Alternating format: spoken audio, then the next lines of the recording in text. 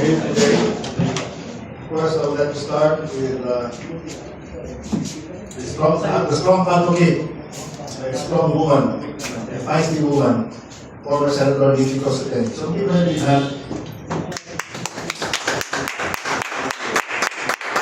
Then of course, on the right, we have Sari Africa of Eagle Foundation.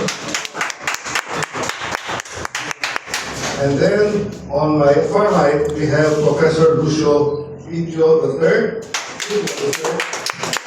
and Professor Dr. Romel Banban. Welcome to our call, President. For tomorrow. Thank you, Ron. Thank you, Ron. And good morning to everyone, our fellow panelists here, mentioned by Ron earlier. Of course, to Wilson. Hi, Wilson. Don't hide behind the camera. Be here.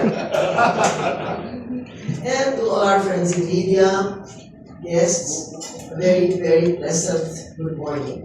I'd like to think it's pleasant because, we have to uplift ourselves, at least in spirit, in spite of all these very challenging times and, I don't know, sometimes bordering on the ridiculous, bordering on the crazy. But at any rate, we're all in solidarity with each other, fellow citizens of the Philippines. One big sigh. Yes, we had the State of the Nation address by the President yesterday.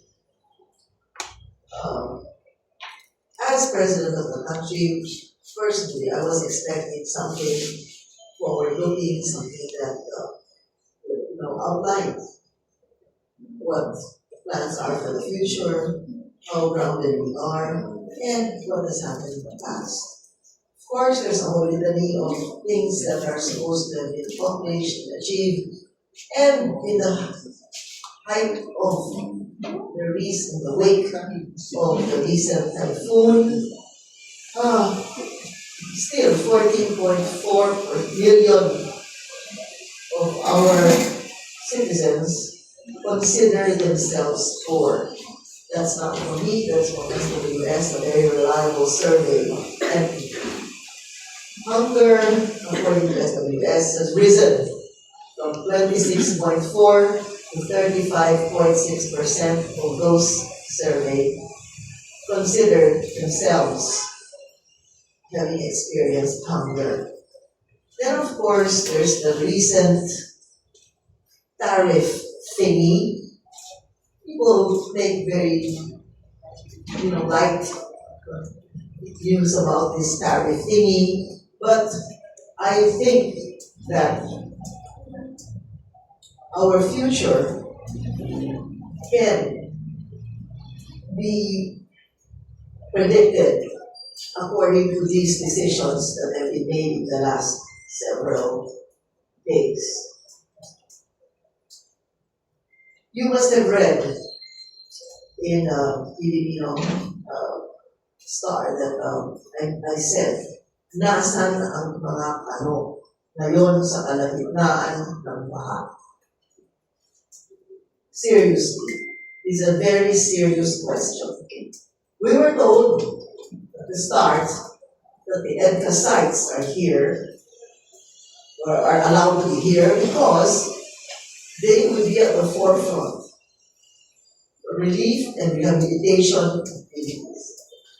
They are going to build warehouses, so relief goods can be stored and distributed in no time, so that our people will be given access to life-saving and property-saving efforts by the Americans. We saw our people wading in neck-deep water, knee-deep water, waist-deep water, together with garbage, animal poo, and whatever else. Wala naman tayo nakita mga kanong. Nasaan sila? Lulusog lang kung sa Siargao o kaya sa Boracay, pero pag nandito na kasama na yung tubig kanal, wala na sila dito. So nasa yung relief operations na yan. Na pupuntahan nila yung mga organisasyon din ng mga business organizations, civic organizations, individuals, makikipalimos na naman ang gobyerno para sabihin, oh, tumulong kayo, tumulong kayo. Na maraming mga nabahaan at ngayon umaasa pa rin sa kapwa natin mga Pilipino. So, then the sad news, our president was summoned to Washington. This is not a state visit. I'm not new to state visits. State visits are planned way months, sometimes years in advance. Hindi kinakalabit ka lang, hoy, punta ka rito. Secondly, I saw the indignity of what, unfortunately, the President of the Republic of the Philippines faced. While in Washington, the President of the United States insulted, dressed down, former presidents of the United States. In front of our president, wala na tayong pakialam sa kung anong problema nila doon di ba? Hindi naman natin hiningi na tumulong sila dito or meron ba tayong makukuha o, uy, magbayad kayo ng renta sa EDCA. Mga sites ninyo dito. Kasi lupa natin yan. Meron ba kayong binabayaran ng rent? Meron ba kayong meron ba mapapala tayo? Nakita nyo na nga, hindi na lumulusog sa baha. Wala naman tayo nakita mga puti na kasamang tumutulong, di ba? Pero, kung hindi ako nagkakamali, kung dati 50% of GDP ang ating pwedeng utangin, ngayon dapat 70% ng pinapayagan. I don't know, maybe Sunny Africa here can tell us more about it later on. That means, pinataasan yung ating pwedeng hiramin, ano yun? Para makabili ng mas maraming jets, ang kailangan natin bangka, kailangan natin sagwan, kailangan natin pang saklolo sa ating mga tao. No? Tapos tatambakan tayo dito ng mga produkto nila na hindi na nila magbebenta sa ibang bansa dahil hindi na bibili yung mga ibang bansa sa kanila. Diba? Sabi ng China, bibili na kami sa Brazil ng dating binibili namin sa Amerika. Bibili kami sa Australia o sa ibang lugar na nagpo-produce ng steak na hindi na dyan. So ngayon, ano gagawin nyo? Tatambakan nyo kami dito ng mga produkto. Eto na lang, sa isip ko ng isang araw, lahat ng masakyan program, lahat, no exception, lahat, in-drive, grab, o ano man, ang ginagamit na kotse, kung hindi gawang Hapon, gawang Koreano, yan mga ganyan, o gawang China na kotse. Ngayon, ang gagawin ninyo, zero na yung tariff galing sa Amerika. Paano yung mga pyesa nitong mga truck owners, bus owners, tingnan nyo lahat yung mga truck, mga bus na umiikot, lahat yan. Galing sa China, galing sa Hapon, o galing sa Korea. Tapos, papasukin nyo dito, wala ng tariff. Ibig sabihin, lahat sila kailangan bumili ng Ford o Chrysler. Wala kang bumibili na dahil sirain eh. Yung Toyota, sabi ko sa inyo, hindi naman ako agad ng Toyota, pero yung Toyota, kahit saan tindahan, pwede ka bumili ng pyesa hanggang 20 anyos, 30 anyos, tumatakbo pa rin yung mga gawang Hapon o gawang Korea. Ano to? Sino ba naglulukuhan dito, diba? Noon, sinabi sa atin yung tariff natin 17%. Why? Bakit naging 20? Pagkatapos, ginawang 19, may utang na loob ka pa. Paano yung renta nila dito? Wala ka silang binabayad kahit na 2 piso. Ano? Diba? Huwag nyo naman gagawin yung Pilipino. Hindi naman kami tanga. Diba? Yung mga yun, hindi naman kami. Kung wala kaming diploma, wala kaming diploma. Hindi naman kami kumuha ang diploma sa recto. O, diba? Yung mga nagkabasa kasama ko dito, ako po yung nagtatanong lamang. Kayo mas may pinag-aralan, kayo pwede magkwento sa Pilipino, pero sa ating po mga kaibigan sa media, himayin po natin.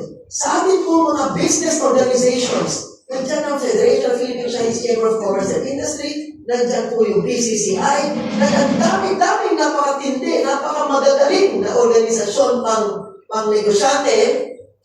Kung wala pong pera ang taong bayan, bankrupt po lahat ng negosyante. Lahat ng negosyante, bilyonaryo, maliit na negosyante, medium-sized business, kung ano man kayo.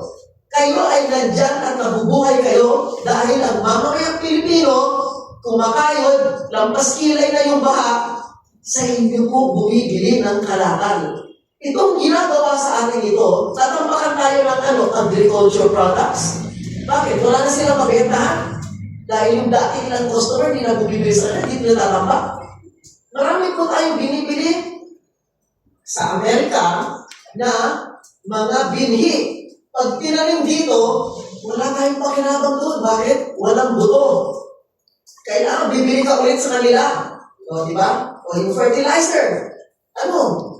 Wala eh. Parang hindi tayo hawak sa leeg. Nakatali na yung kamay natin, naka-straight jacket na tayo. Atin po mga negosyante, ako po nagmamakaawa sa inyo. Kailangan marinig ang tinig ninyo sa panahon ngayon. Yan ang kailangan natin malaman. Bakit? Ang mamamayang Pilipino ang nagbibigay sa inyo ng negosyo. Hindi po kayo hindi po kami may utang na loob sa inyo. Bakit ngayon na ginaganito tayo, hindi natin sila naririnig. At pag narinig natin itong mga negosyante, diyan malalaman natin yung state of the nation. Diyan po, sapagkat ito ay mahirap sikmurain, mahirap lulunin na tayo may utang na loob sa nagbigay sa atin ng 1% discount sa tariff. Samantalang ang Europa, 15%. Ang iba, mga bansa, malaking makukuha. At huwag nyo kaming pupulain, sasabihin ninyo na in the future, meron tayong mapapala, yung ating national security, ang national security po natin ngayon, threatened by what? Hunger, disease. Hunger and disease, unemployment. Yan po. Yung healthcare na yan, edukasyon, yan po ang threat sa ating national security. Hindi galing sa labas at hindi galing sa iniimbento ng mga nagbebenta sa akin ng mga sandatahang lakas. Thank you, Senator. That is the real state of the nation of rest.